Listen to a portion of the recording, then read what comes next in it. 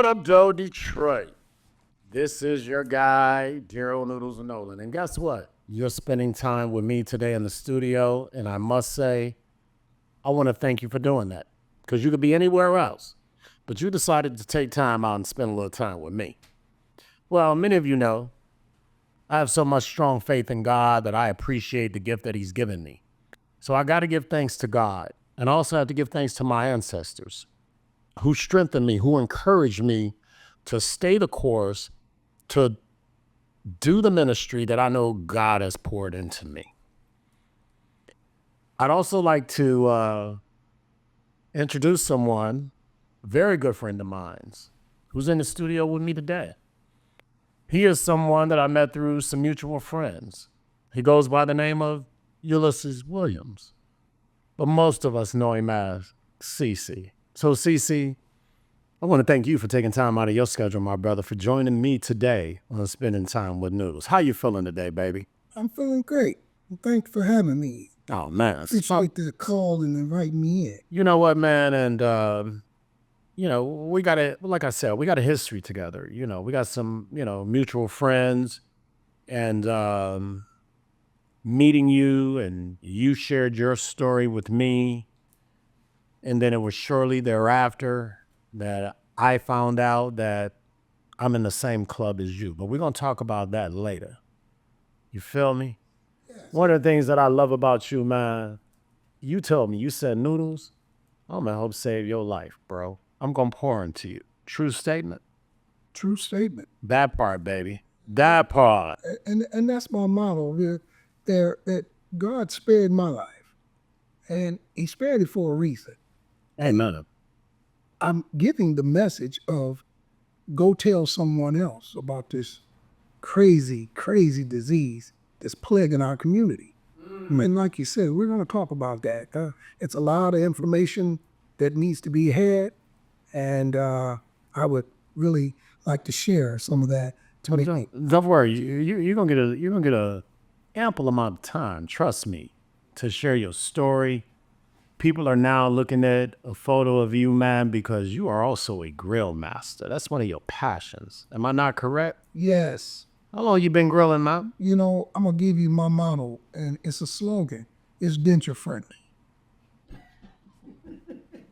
So you're telling me when CC gets on that grill, that if a person that has dentures, the dentures ain't gonna fall out because the meat is that tender. There you go. Is that what I picked up? There you go. See, us OGs, us aunts, we know how to talk. There you go. So young folks, if y'all didn't pick up on denture-friendly barbecue, that means it's tender, baby, and it's all good.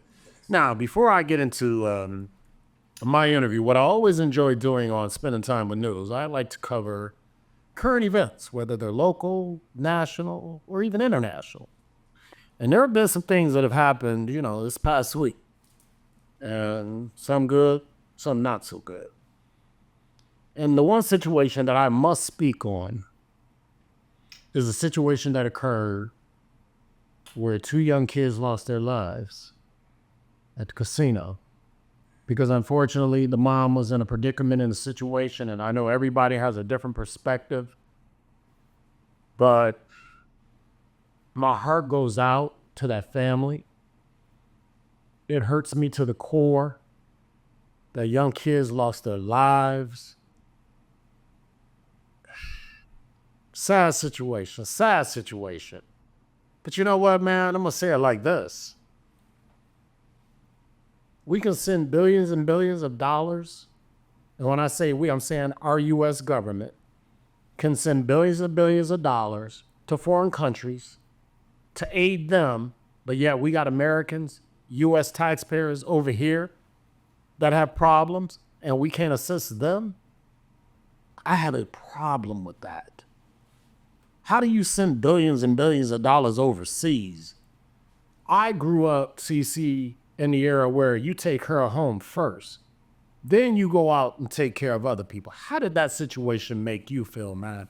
When you heard about that situation, which I think did something to all of us, man, how did that make you feel, bro? Well, first of all, I couldn't imagine what the kids went through as they hypothermia started to set in, to bring the body to where to pass out, and the thoughts that went through their heads, it had to be devastating, and then not to come back.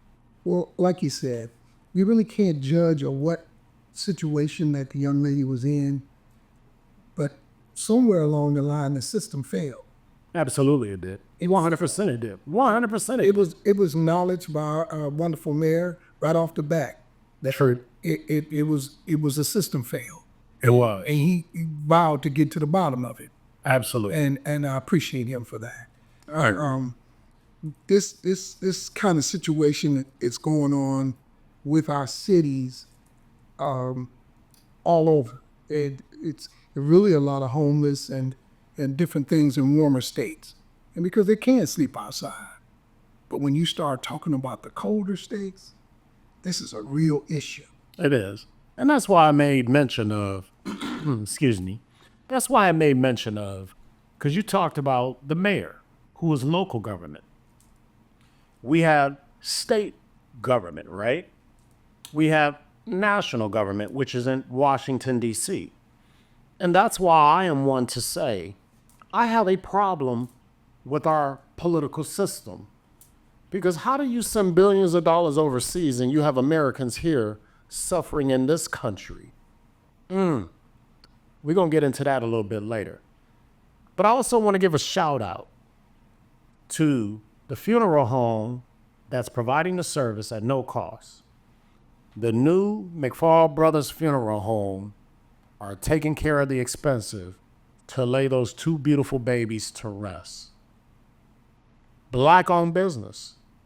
I encourage my black people, we better support black-owned businesses because they're stepping up.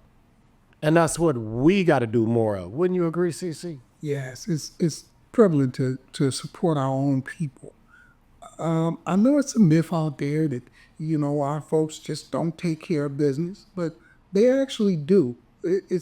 They try to bring the home feel when they do take care of business, so you don't feel out of place.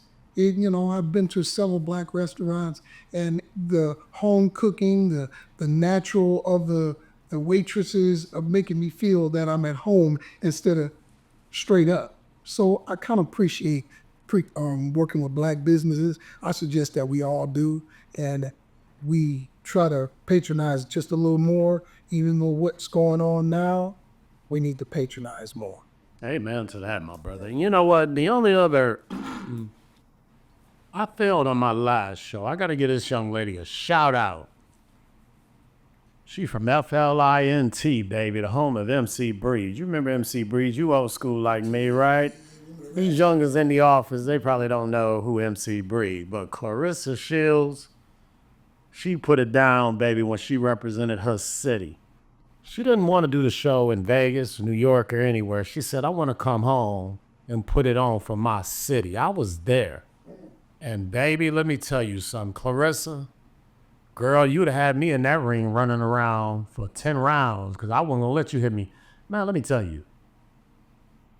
I was up close and personal. Okay? I had good seats. Yeah. My people took care of me, right? Yeah. And man, she hit harder than dudes. Yeah. I mean, I was watching her throw them blows. I was like, oh, Lord, I'd have fell out on the first hit, baby. You was sitting there and all the stuff came on you. Stop myself up like, Lord Jesus, where does blood come from? Ooh. That's it. So you know what? The only other thing I want to talk about before we go into an important event that's going to take place on February the 28th. It's called the DEI boycott. Okay? We have someone that's occupying the White House, and many of you were warned about Project 2025 relative to their game plan on how they're just going to change things up. That's not going to benefit people of color and also other ethnicities. Okay? It's real. So guess what, y'all? On February the 28th, as you can see on the screen, and I'm just going to read it. It's called the DEI boycott plan. This is the first step of many to come. Let me give a little history. In the 60s, we had a civil rights movement. And one thing about it, CC, they didn't have a blueprint. They came together, they strategized, and they strategized in the black churches. And they selected a leader, and that leader was Dr. Martin Luther King Jr. So, if we want to bring about change in this country, because the last current event that I mentioned is all about white supremacy coming from Washington, D.C., and I'm not afraid to say it, because my ancestors give me the strength to speak truth to power. Take that to the bank. So here's the plan, y'all. This is the first step. Let's follow Al Sharpton's leadership. Al Sharpton, National Action Network. And let me tell you something. This is something we all need to get behind, because the only way you're going to bring about change in this country, you got to hit them economically. When they did those bus boycotts, they hit them in the pocketbook. And that's when they had to come to the table and negotiate with us. It's called follow the money. There you go. Thank you, baby. So I'm going to go through this thing. So here's the DEI boycott plan that has been sent out to share with all of our contacts. It's going to be a 24-hour blackout that has been scheduled as the first of multiple countermeasures to the attack on DEI. For those of you that may not know that acronym, because you should know it, but I'm here to help you. Diversity, equity, and inclusion. And the sole purpose behind it was to create a level playing field. So here's what we're going to do, y'all. It's going to be a 24-hour blackout. It's been scheduled as the first of multiple countermeasures to the attack on DEI, our first official act. As our first official initial act, we turn it off. For one day, we show them who really holds the power. Because that's where it's at, baby, the power. See, there are many people out there with money, but there's something above money that's called power. So, for one day, let's show them who really holds it. So, when is that day going to happen? It's going to happen on Friday, February 28th. 12 a.m. to 11:59 p.m. What not to do. Okay? What not to do. Don't make any purchases. Do not shop online or in store. No Amazon, no Walmart, no Best Buy. Nowhere. Not even Mickey D's, y'all. No Popeye's chicken. I know we love some chicken, but we taking the time out on that day. I'm going to give you even better. Give me a better one, baby. How about us not play the lottery? Ooh-wee. That part. We're going to change the stock market. That part. So, CC is right. So, on February 28th, no fast food. We ain't buying no gas on that day. We ain't supporting no major retailers. We are not using our credit or debit cards for non-essential spending. Okay? What you can do if necessary, only buy essentials of absolutely necessary items such as food, medicine, emergency supplies. If you must spend, only support small local businesses. And if you're smart about it, they better be black-owned businesses. We got to spread the message, y'all. We got to talk about it. We can talk about everything from Real Housewives of this show, that show. We can talk about Puffy. We can talk about Big Meech. But let's talk about this boycott on February 28th, baby.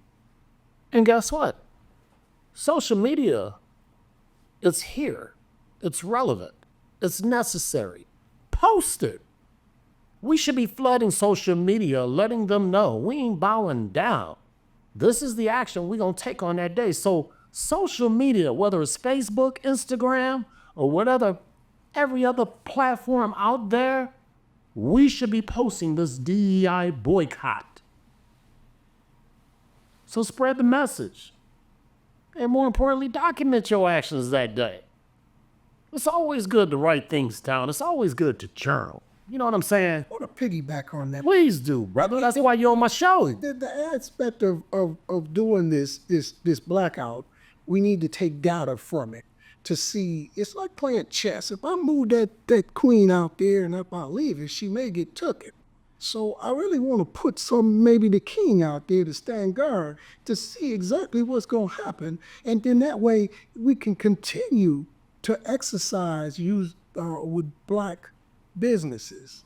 In other words, we'll never develop another Wall Street without taking and putting our monies in our community. Not saying that we can't patronize our Caucasian brothers and sisters, because some of them are great. Absolutely. And I'm glad you mentioned that. And the reason what CC just said, because there are like-minded people that are not the same skin color as us. Because when you open up the history books, it wasn't just black folks in Washington, D.C. supporting Dr. King. It was other ethnicities that were out there standing toe-to-toe with us as black people. But let me close up this DEI boycott by saying, why does this matter? Because here's the only thing corporations understand. Corporations and banks only care about their bottom line, money. If we disrupt the economy for just one day, it sends a powerful message. If they don't listen, we make the next blackout longer. So, the first signal we send to y'all on February 28th, if y'all think we playing games, we coming back for more, and we gonna extend it. So we're putting our pawns out there to see what's going on. Oh, base. We put the pawns to see what's going on and make sure. It's not no conspiracy. It's just the fact is we need equal playing fields all the time. They don't need to change from what our ancestors had already fought for. And it seems backward steps. If we go backwards, I just say stick to the plan, be patient. There's a pot of gold at the end of the rainbow. That's right. You know what, CC, and we all know, when we do our research and we see other ethnicities come into the black community, and I remember something Dick Gregory said. Dick Gregory said, you don't live in no damn community. You live in a neighborhood. And he supported his statement with the fact that when you go into black communities, there are other ethnic groups pretty much making money off the backs of us. So that's a problem. Our numbers are powerful. This is how we make history. This is how we pay respect to our ancestors that were enslaved, our ancestors that were brutalized, our ancestors that were raped, our ancestors where they were separated from their families, our ancestors who had their kids because white supremacy used to take babies and throw them into alligator pits, and they thought it was a game. So if I'm not planting seeds and me and CC aren't dropping knowledge on you to support this boycott, then you stay asleep. Because reality says this: men lie, women lie, data numbers don't lie. But there are always going to be some that say, hey, I'm going to keep moving how I'm moving. Just leave them be. Because I always tell people this, CC. I said, I will never, ever pound into someone's head to think like I think. When God gave me this ministry, he said, do this, son. He said, you plant the seed. Somebody else is going to come along. They're going to add a little water to it. They might add a little fertilizer to it. Plant food. There you go. And we got it going. There you go. But I don't want to dwell on the things that happened then, but those people were monsters. Some of the cruelty that was handed out, I can't say that it's a hereditary kind of thing. Those people, Satan was prevalent in the world at that time because he did the best thing in the world. What'd he do? He convinced you that he didn't exist. Ooh, you dropping gems. You know what, man? Let me tell you something. Last week, the Raw Avenue and TC's Art Gallery, we had the pleasure, man, of having in the studio two of Detroit's icons. Yes. Derek West and Mr. Fast Freddy. Yes. Fast Freddy from the scene. And when I tell you Fast Freddy was dropping gems on us, baby, CC, you ain't doing nothing but piggybacking on Fast Freddy. You dropping gems, baby. Let me tell you something my mom always shared with me. She said, you respect everybody, but more so respect those that have been where you trying to go. CC, you are my senior. I'm like this. What you like, baby? I'm like Biff. I got the almanac. You need to pay attention, boy. That's exactly what needs to go on. I'm telling you folks out there, you gotta pay attention. You know, I had a pastor, I gotta say his name, the Reverend Dr. Jim Holly. He would give so many great quotes. He was my mentor. I mean, he may not have known it, but some of the things that he would say, he said, one thing he had in a meeting, he said, the best thing in the world, that you have a choice. You can go this way, or you can go that way. And you know what? God gives us choices. So when you talking about what Reverend Holly preached on, we're talking about Little Rock Baptist Church, baby. So, God subscribes to that. God gives us choices. choice. So the question to our viewing audience is, what choice are y'all gonna make? Hell, CC, let me get into, I want the audience to know a little bit more about you before we dive into our topic. y'all better sit down and get you go. You got bathroom break right now. No, Brother man, where were you born and raised? And what high school did you attend? I was born and raised in the city of Detroit. What side of town, baby? It started out on the north end, which was Kniff and Oakland. Okay. And my stepfather passed and left my oldest brother a home, and we hightailed it over on the west side of West Cran Boulevard in Buchanan. Number streets for life. You guys from number streets, y'all know. Yes, indeed. If you raised in the number streets, that you were hard and you understood passion and empathy towards your fellow folks. It was families on that street that had 15 and 20 family members.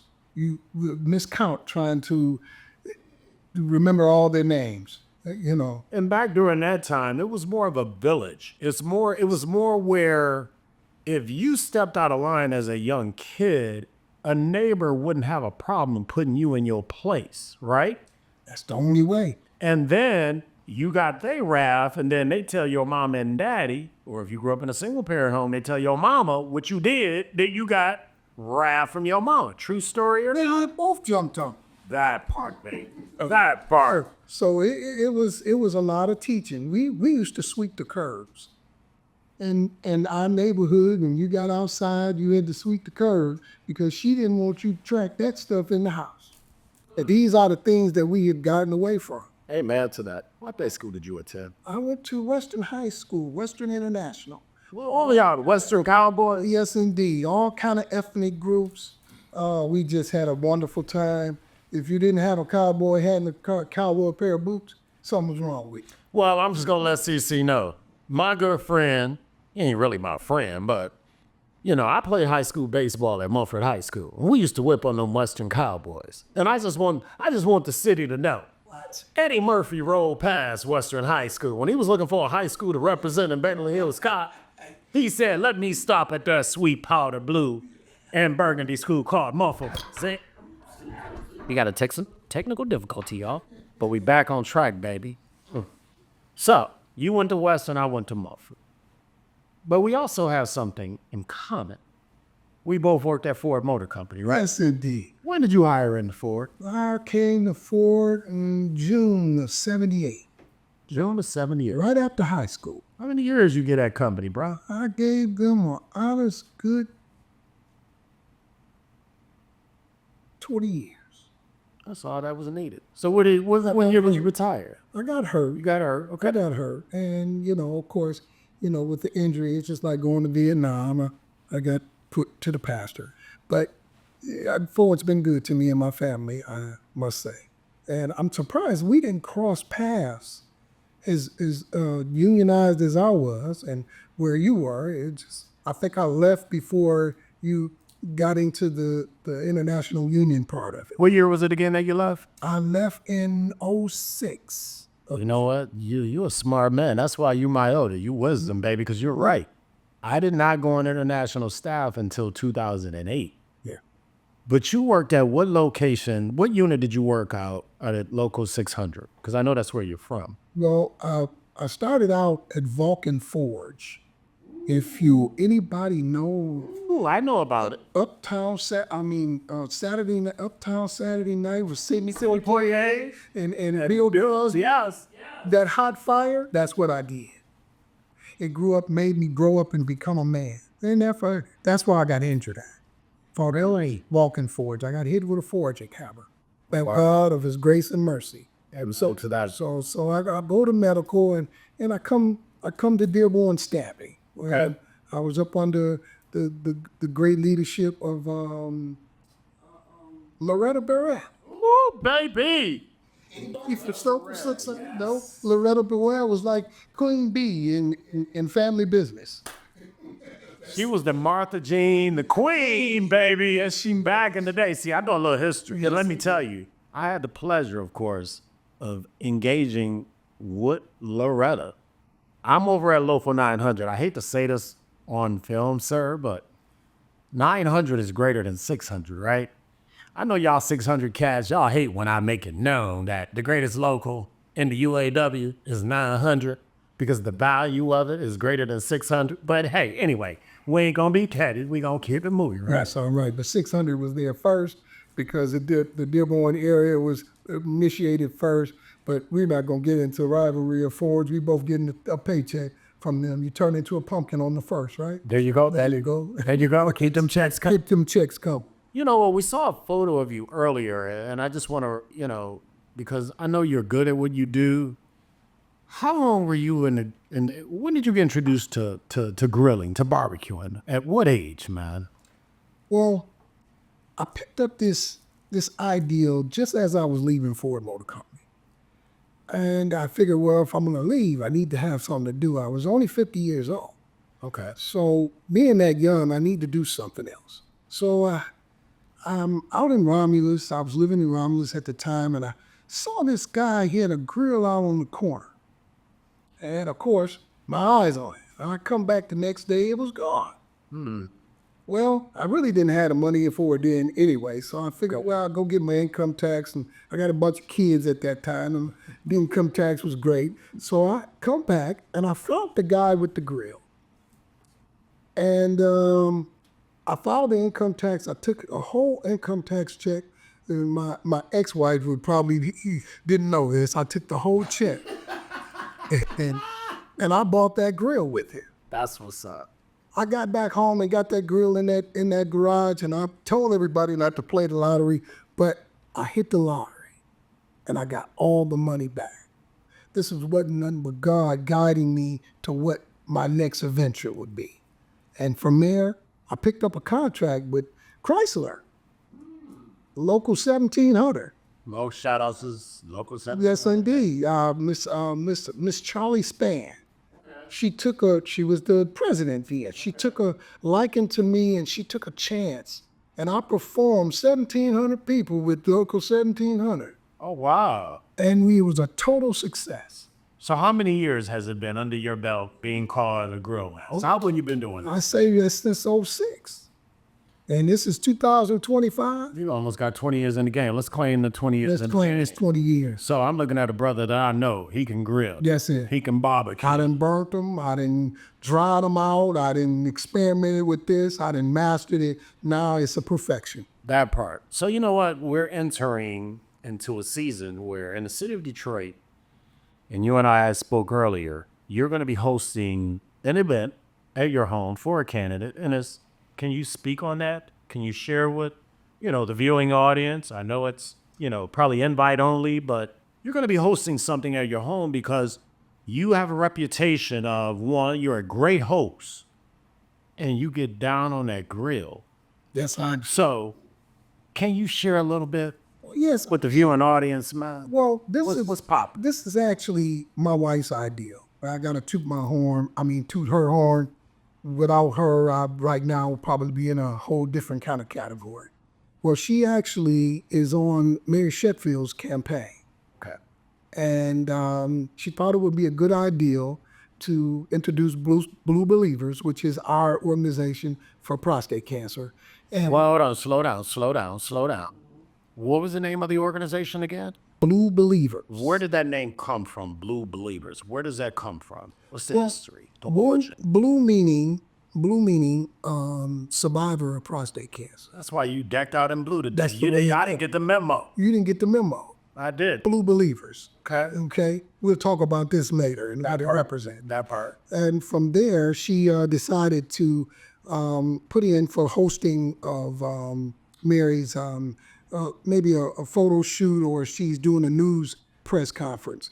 And of course, our yard is, you've been there. Yes. Oh, I must toot my own horn. That brother, let me tell y'all something about CC's backyard. See, most of us men, we into the man cave. This man got a man cave backyard, baby. When I went over to CC's house for the first time, and you remember when I came over, I think I pulled up in my slingshot. Did I not? Yes, you did. Pulled up in the slingshot in the summer now. And people know that Noodles personality, when it kicks in, it kicks in. And I want to tell you, when I came into your backyard, man, I feel energy. I feel spirits. And I felt right at home. You made me feel at home. Mm-hmm. Go ahead. And I am not surprised that you have a Mariel candidate that's going to be coming to your home, brother, Right. to do what she does. And we'll see what the end results are. I want to applaud you for doing that, my brother. Yeah, she doesn't know me personally. Okay. I've had several encounters with her father, and he's just been great to our organization. I must toot Pastor Sheffield's. Yes, the Reverend Horace Sheffield, absolutely. Shout out to Reverend Horace Sheffield. What up, though, Mr. Sheffield? I did my first comedy show with Coco and Foolish at your establishment over there on Grand River in Illinois that you dedicated to your sister who unfortunately passed away. So I am forever grateful for you, Mr. Horace Sheffield, for allowing me to launch my promotion game promoting comedy. Because, see, comedy leads to longevity. Yes. Comedy and laughter, that's what keeps us going, baby. So at that point, when I was me collaborating with the wife, she did, make a valid point. I looked at it where Reverend Sheffield has looked out for us several occasions. And so it would be only right for us to step in and do the best we can for his daughter. absolutely. So I'm going to accommodate X amount. Invitation only. I am so sorry. If you want to get on the list and you're real personal with me, DM me. And maybe we can make room because it's going to be a really elaborate event. I'm going to set it out. I'm going to make sure the food is nice and catered right out of my home kitchen. You guys got to see this outdoor kitchen. And I saw the outdoor kitchen that CC put together, and I'm like, man, did I just step into the Matrix? Yes, I was like, baby, I ain't never seen an outdoor kitchen like CC has put together. Yes. So we're going to accommodate for her. I think it'll be good for her to be close to the neighborhood. Our park is located across the street from Viola Louisa.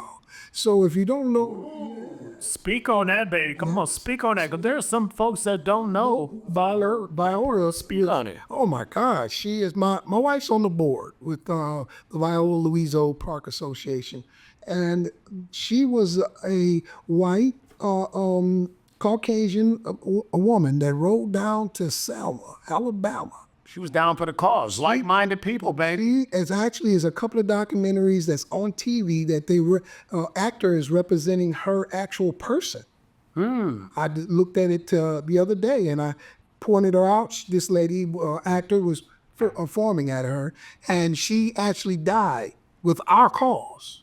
So I'm here to say, if you got black supremacy going, we need to eliminate that, because those are folks that were close to us, and we kind of recognize her family periodically. Every year they have the family come in, and we have a big setting over at the park. Awesome. Next time that takes place, baby, let me know. Noodles, my schedule is available. Yes. I get down with like-minded people. I don't care what color your skin is, but if you like-minded and you're about doing what's right, I'm there. TC, I got to let folks know, this is not our first time doing a podcast show together. It's not. We've been down this road. When I was with the previous team that I was on, had the pleasure of meeting yourself, and also met a great friend of yours, Miss Tamika Brown. How is she doing? Yes. One of my nurses, She actually saw me come into a trauma situation, and she helped me through this thing totally. I must toot her horn. She's maybe be watching this today, and I want to toot Tamika's horn. She is just one angel that was sent to me through God.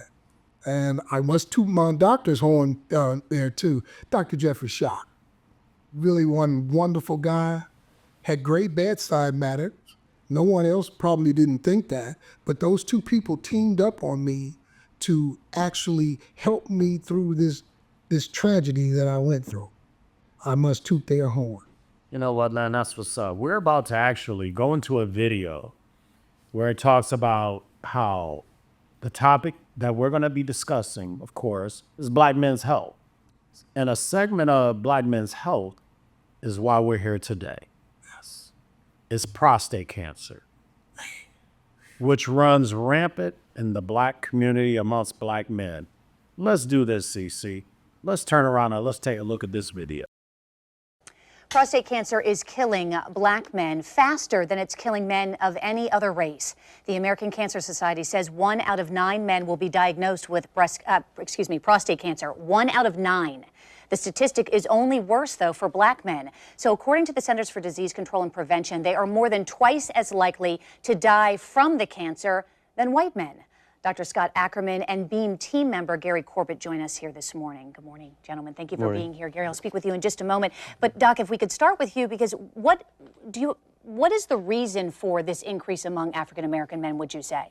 Well, it's not a recent increase. This is something we've seen for many years, in that Black men have a higher incidence of prostate cancer. And we think it's a genetic predisposition. Just like we see breast cancer incidence higher in Ashkenazi Jews or women of English descent or Danish descent, we see prostate cancer higher in African American men. So we assume there's some genetic predisposition to that we don't fully understand. So it's not necessarily because, for whatever reason, African-American men are less likely to go to the doctor sooner than they should? Well, that's the second part of it. So African-American men are predisposed, a higher chance of getting prostate cancer, and because of issues regarding access and... So, CC, I gotta ask you this question. So, we've seen this video, and you were diagnosed, and you're a prostate cancer survivor, correct? Correct. When were you diagnosed? What year was it? 2019, September, 2 days before my 60th birthday. Got this big old party planned. We got the yard. I'm notorious for having the greatest yards. And I go to the doctor and I find out that I have prostate cancer. So the party's still going on. Even had Shani D. Combi. Shawnee D. So I've done so many shows with Shawnee. One of my faves. Yes, indeed. Really beautiful lady. Yes, she is. No question. I actually needed to have her perform, but it was so many the anxieties I had at that time, and I had everybody crying. So the show didn't go on because we had some distractions. But I thank her for coming out and just supporting me. I meant to tell her thank you the other day when I seen her, but I'm telling her now. Thank you, Shadi. No. Let me ask you this. How did it affect you mentally once you were told and shared? Because we all know when we hear the C word, we get numb. How were you mentally, bro, when you received the news? Man, you ever watch the Peanuts? Charlie Brown? Absolutely. You know, it got blah, blah, blah, blah. That's all I could hear. I really couldn't focus on anything because the word cancer just devastated. Because I kept asking God, why me? But I kept getting the night sleeps saying, why not you? Because I need you to do something for me. Let me ask you this question. Did you have a biopsy performed? Yes. And First started out with you guys that's thinking that this is automatically a 2-finger or a 3-finger. If you go to Dr. Shock, he said he's going to use 3 fingers. You hear me, Doc? That's so many things super hot. Well, basically, it's just a blood test. Correct. And from your blood test, you become it's a testing, a biotesting that they use, which is called a PSA. Correct. Prostate Pacific adjuvants. You guys know what I'm saying. We get it. It's your test scores. Yes. And my test score, if you got a test score from a 0.0 to infinity. Well, a 7 or 6, a 5 watchful surveillance. A 6, well, we need to pay attention, but we could do something. But a 7, we got some problems. And they take the score of 3 plus 4 and from parts of the blood test, the biotesting. And they take that, and that's how they arrive to this score. Well, now, if you got a 7 score, it's determined that you need a biopsy. And the biopsy is not painful. It's a little uncomfortable. It's embarrassing. Of course, you go in the doctor's office and you dress like me, looking good and all this. And there's that all these ladies, little shit. And at the time, I was single, so I go in there with some braid stuff, Yes, sir. And I come back out with my chin in my chest. Yeah. And, they are looking at me, patting me on the back, saying, it's going to be okay. And that's when Tamika came, Bob. She came in, and she gave me her number. And Tamika being your nurse. Being my nurse, she said, Just wanted to remind our viewing audience. she was my nurse, and I didn't. It wasn't a get with you kind of thing. It was that she knew that I was going to have an X amount of questions, and I wasn't going to be able to ask my doctor because at that point she was the mediator between the doctor, and I called her a couple of times, and she, gave me much as she could as just going through it and following the instructions. I must say again, that was an angel that came across. So prior to you being diagnosed with prostate cancer, because we know many of us as Black men, we don't go to the doctor and take physicals. Were you taking a yearly physical, CC? Yes, I was. Were you? And the ironic thing is I had just took a colonoscopy test, and I took all these other tests, and it was a nurse at my primary, nurse Sheik.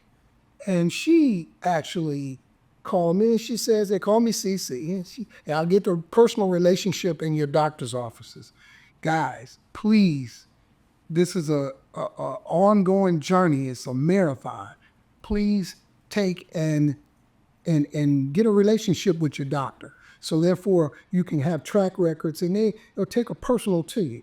Well, anyway, the personal part of getting to Dr. Shock, I wouldn't be able to do it. So with her being right there, I go through from there. He wanted to give me what they call a hormone shot because my cancer was aggressive. Let me tell you why. 2006, I was told to go and have my prostate checked. Well, I got that syndrome of a Black man. They just trying to get my money. There ain't nothing wrong with me. I'm being in denial. And as 2006 progressed to 2019, the signs were there. I steadily ignored. So let's do this. You did a video, you have a clip that I want to take just a few minutes to share with the viewing audience where you share your journey relative to dealing with prostate cancer. So we're just going to show a small clip of it, but I believe the clip will be played in its entirety when the viewing audience gets an opportunity to view it, when the show was aired on Friday. So I'm going to let our team gear up that interview, man, because you know what? You spoke on some good things, man. So let's take a look at the monitor, my Bill. It's my pleasure to introduce you to a fellow prostate cancer survivor, Ulysses Williams. His friends call him CC. He calls himself the Grill Master, and we here at Zero call him family. I connected with CC on November 4th, 2020 at a Fighting Men Fighting Cancer support group meeting. just before he began his radiation treatments. Our group is for men with prostate cancer and survivors. CC has come a long way in the past 7 months. I want you to meet him because he truly is a man with a message for prostate cancer patients, families, and those of you who are donating today. Simple celebrations like this backyard barbecue at his home in Detroit mean the world to CC. Macaroni and cheese, baked beans with ground round. In September of 2019, just one day before his 60th birthday, CC was diagnosed with prostate cancer. I was thinking I was in the prime of my life. My sexual charge was there. My business was running excellent. So a lot of that came to a screeching halt. Going from person to patient in the blink of an eye isn't easy, but CC acted fast. Surgery, radiation, and hormone therapy all quickly followed. It has slowed me down a lot, but I push my energy. I push it to keep going. CC relied on his high school coaching techniques to keep him motivated physically, but financial, mental, and emotional hurdles can also plague prostate cancer patients. I did worry about the stress, trying to keep him stress-free. Keisha is CC's girlfriend. She knows firsthand that managing the challenges associated with prostate cancer can be demanding. 0360 helps many families across the country. 0360 is a free patient support service. This program works hand in hand with patients and their families to better understand coverage options, find financial aid, and resolve insurance issues.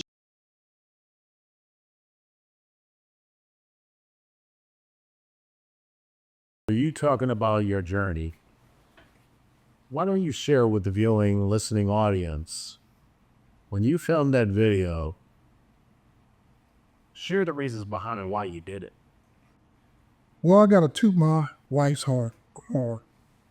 She, as me being on hormone therapy, which is Eligard, and Eligard, I want to piggyback on the Eligard. Eligard is a steroid that lowers your testosterone.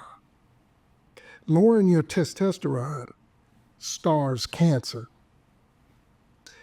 With that being said, if you're taking testosterone and don't know you have cancer, you're fertilizing. Let me want me to interrupt. Y'all didn't get that. Let me go Break it down. Break it down. If you're a weightlifter or you go into the stores taking them chingalings and the honey packs and all of these things that you feel that it's enhancing your life, it could be hurting your life. Because if you have cancer, then it's fertilized. I know you got it that time. So before you go to taking these kind of things, go seek some medical professional help. Now, mind you, I'm not a doctor. I'm just telling my experience with this. And that's where I want to go next. So let me ask you this. So, understanding your history, understanding, what you've already shared with me on a previous podcast episode, you're in remission now. Have you changed your diet relative to what you put into your body since now you are in remission from prostate cancer? And if so, what did you change? Well, I lacked up on the meat. The meat, I kind of eased off on it. I changed my diet to a little more plant-based, nutritional diet. Sweet potatoes, cabbage, greens. I really don't need the meat in the aspect of it. I'll do the cornbread, things like that. I am definitely diet conscious now to make sure that I can stay healthy and moving in the right direction. It's important that you guys go get checked, even if it's not cancer. I want to reiterate this. Because you have a urethra and a prostate that goes in through the urethra, a man's prostate is going to swell anyway at the age of 50. It's impeding your urine. which is causing bacteria in the urinary tract. You know how you guys are getting in trouble about giving these women urinary tract infections because y'all ain't using protection? Hello, that part. Speak on it, baby. Speak on it. You could be given urinary tract infections because you're not discharging all your waste.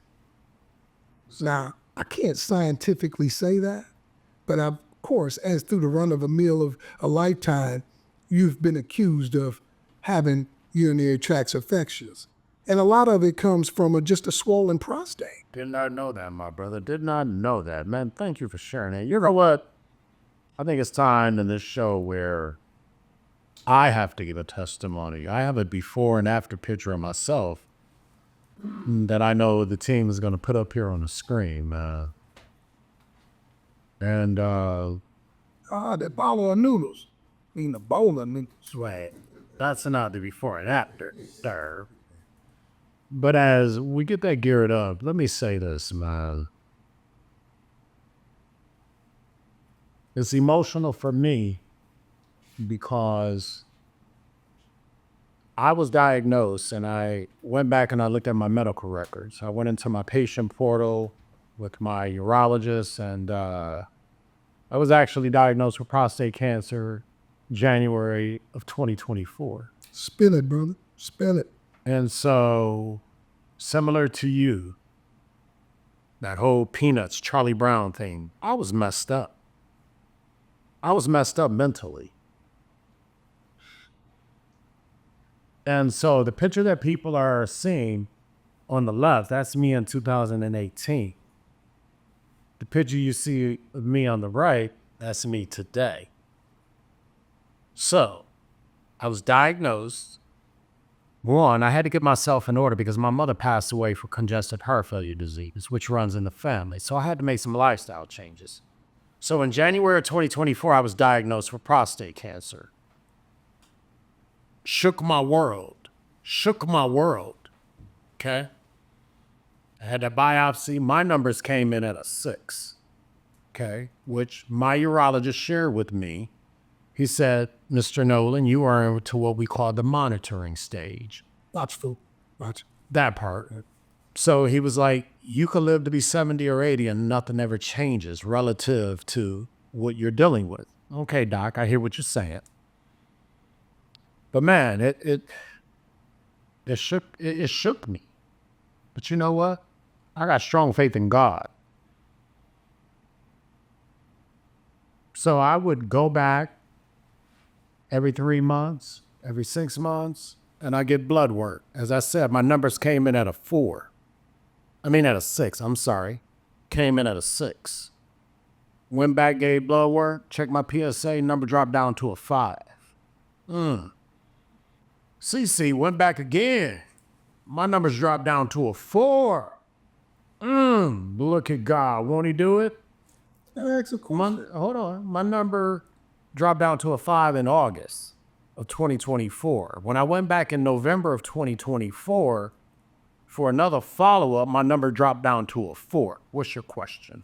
What did you do to get those numbers? Oh, baby, let me tell you what I did. Ooh, look at God, yes. So what I did, I did some research. And one of the things that I came across is understanding that there are some natural healing remedies out there, whether you follow Dr. Sevi. But one of the things that I was drawn to is a patch called X39, and it deals with stem cells. Repeat that. I don't think they heard that. I did some research, and I was actually introduced to a patch called X39. And with this patch, it has done some amazing things for my health. I found out after I switched doctors that I had an aneurysm in my stomach. And if we know anything about an aneurysm, it'll take you out. That's blood clots. The previous doctor that I had never shared it with me. So my new doctor sent me to get an ultrasound done. And when the results came back in, he said, hold off, give me a couple of days. I need to go speak to this technician that did your ultrasound. You want to know why he had to go back and check with her? Because the aneurysm wasn't there anymore. Let me tell you something. Not only just God, but God directed me to do research and look for natural healing. I give God and glory to X39. That's what healed me having an aneurysm in my stomach that I didn't know anything about, bro. Facts. Now that's the holistic way Yeah. that he's speaking on, in case the audience didn't know. And so do I believe that's playing a role in terms of my numbers dropping from a 6 down to a 4? Oh, absolutely. See, oftentimes we as grown men, there's so much information at your fingertips. See, when you deal with the pharmaceutical business, you deal with your doctors, they're all in cahoots. They want to put us on medication. But as Dr. Sebi said, there are some things out here that will heal you naturally of what you are experiencing health-wise. So with that being said, man, that picture that was up there, I dropped from 300 pounds, close to 300 pounds down to 195 where I stand today. Man, I stay in the gym. I understand the focus of mental health and dealing with myself. But you have an event coming up on March 4th through the 8th. Speak on that for me. Briefly, please. I'm going to give you 2 minutes because we're close to time. the March 4th, that's with the Suffield. Okay. Yeah, no, it's after that. It's after. It is March 4th through the 8th. You got a conference or something taking place. That's the conference. Yes. That's the conference that we have, and I forgot to elaborate with that with you. That we have, it's going to be hosted for biotesting, and it's through the group you may have seen Zero, and they are actually had me on the panel. Biotesting is what we just went through. There's a perfect example is your PSA, your biopsy. That's a testing to determine what kind of treatment that you may need in order to progress to a better treatment. So these kind of testings, folks are not aware of, but we are hosting a panel to let the new patients know that what they're taking is a biotesting. It's not a drug or anything like that. It's just the fact of the perfect example is the PSA testing and the different testing that they do to arrive to your diagnosis. You know what, man? You have been a blessing. There's one last video that I want to play because anytime someone deals with prostate cancer, any form of cancer, it affects the mental health. It affects your mental. And I just want to play this video with some follow comments on it, bro, and then we're going to close out our show. So let's take a look at the monitor, baby.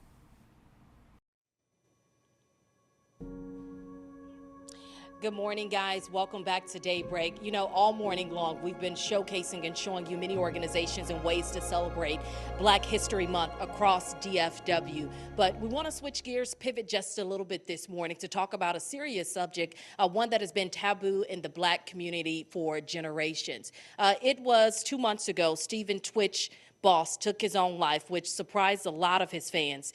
And when you read the comments, the threads were mainly the same question. He was so happy, and how could this happen? Well, through some very personal stories from 5 different Black men, we're going to talk about that, and we're going to attempt to answer that question. How could something like this happen? Now, I do want to warn you, some of this content may be triggering, especially if you've dealt with mental health issues yourself. When you think about mental health, what does that mean to you now versus when you first learned that this was even a thing? Oh, let me take a deep breath on this one. It's a question that'll make anyone take a moment to just think. In general, mental health is one of those things that it's not like, hey, today I want to start working on mental health. But how does someone get a hold of you relative to wanting to follow up? Because see, in the Black community, amongst us men, many of us don't go to the doctor. Many of us don't take physicals. But God is giving you a ministry, and you are good at what you do, bro. How does someone get a hold of you if they want to, let's say, have more conversation relative to prostate cancer? How do they get a hold of you? It's a good question, because the mental illness aspect of this is so many questions that I haven't answered because a lot of them are personal.